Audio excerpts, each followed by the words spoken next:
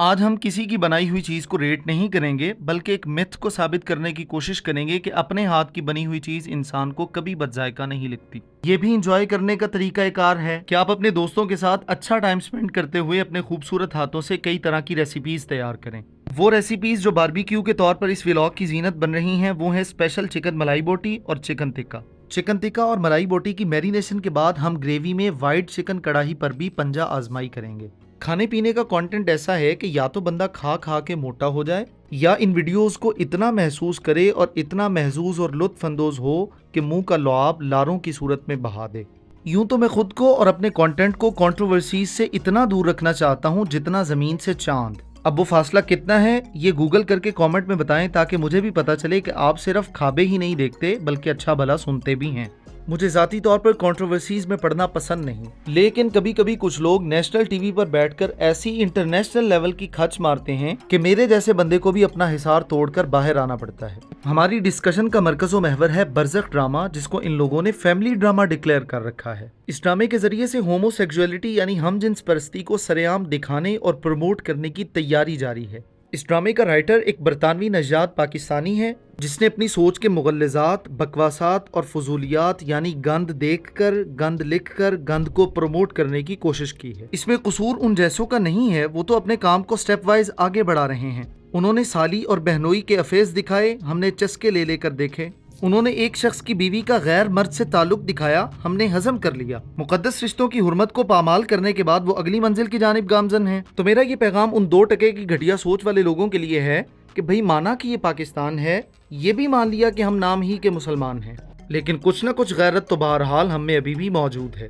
अब इस वीडियो में जितना कुछ मैं कह चुका हूँ वार्निंग तो लाजमी आएगी, उससे पहले कि इस वीडियो का साउंड बंद कर दिया जाए या इस वीडियो को ही हटा दिया जाए। इस इन्फॉर्मेशन को इस व्लॉग की सूरत में जरूर शेयर करें ताकि इस ड्रामे के खिलाफ आवाज उठाने का हमारा मकसद पूरा हो सके। मलाई बोटी की मैरिनेशन हम बातों बातों में मुकम्मल कर चुके हैं और अब आप ये देख रहे हैं चिकन टिक्का की मैरिनेशन। दही, कचरी पाउडर, अदरक लहसुन का पेस्ट, दड़ा मिर्च, हल्दी और लीमू निचोड़कर महलूल मिक्सर बना लिया जाता है, जिसमें फिर सारे चिकन को अच्छे तरीके से कऊं कर दिया जाता है। इस टिक्का मसाला को अच्छी तरह से मिक्स करके इसके ऊपर चंद चम्मच घी डाल करके इसे शॉपर में पैक करके फ्रिज के ऊपर वाले खाने में शाम तक रख दिया जाएगा।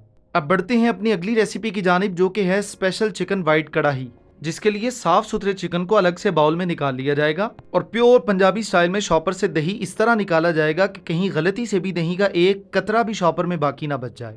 इस दही को अपने खूबसूरत हाथों से फेंटने के बाद आपने इसे चिकन में शामिल कर देना है। दूसरी जानिब आपने कुंडे में लहसुन की पोथियां डालनी है और कोटने की मदद से उसका अच्छी तरह से पेस्ट तैयार करना है। इस पेस्ट को भी दही और चिकन में शामिल करके अच्छी तरह से मिक्स कर देना है। इसी चिकन में फिर नींबू का रस निचोड़ दिया जाएगा। असली पिस्टल तो फिलहाल मैं चला नहीं सकता, लाइटर वाले पिस्टल से ही चूल्हा जलाकर उस पर कढ़ाई को चढ़ा दिया जाता है। चूल्हे की रंगत और कढ़ाई पे आपने कोई कमेंट नहीं करना। जब ये कढ़ाई अच्छी तरह से गर्म हो जाएगी तो इसमें कश्मीर कुकिंग ऑयल डाला जाएगा। इस गर्मा गर्म ऑयल में 2 नॉर्मल साइज के प्याज काट कर डाले जा रहे हैं। प्याज की रंगत को हल्का सा चेंज किया जाएगा और वो बादाम जो हमने तवील अरसा से भिगो रखे हैं उनके छिलके उतारे जाएंगे। 10 से 12 अदद बादाम इसी प्याज के अंदर शामिल कर दिए जाएंगे और प्याज के साथ साथ इनकी भी भुनाई की जाएगी। प्याज का कलर आते ही इसको ग्राइंडिंग के लिए मशीन में डाला जाएगा और ग्राइंडिंग मशीन को उसकी पूरी आबोताब के साथ चला दिया जाएगा। बचपन में मुझे कभी छोटी और बड़ी इलायची का फर्क समझ में नहीं आया। खैर, हमने उसी बचे हुए ऑयल में 1 बड़ी इलायची, 2 छोटी इलायचियां और छोटा सा दालचीनी का टुकड़ा डाला। फिर ग्राइंड किए हुए प्याज को पहले बाउल में डाला गया और फिर उसे भी कढ़ाई के हवाले कर दिया गया। थोड़ी देर इन तमाम अज्जा को भूनने के बाद इसमें लहसुन शामिल किया जाएगा। किचन में हमारा जाना किसी हंगामे से कम नहीं। इस हंगामा आराई के दौरान जितने बर्तन हम गंदे कर रहे थे, डॉक्टर साहब बड़ी जिम्मेदारी के साथ तमाम बर्तन साथ के साथ धोने की सादत पा रहे थे।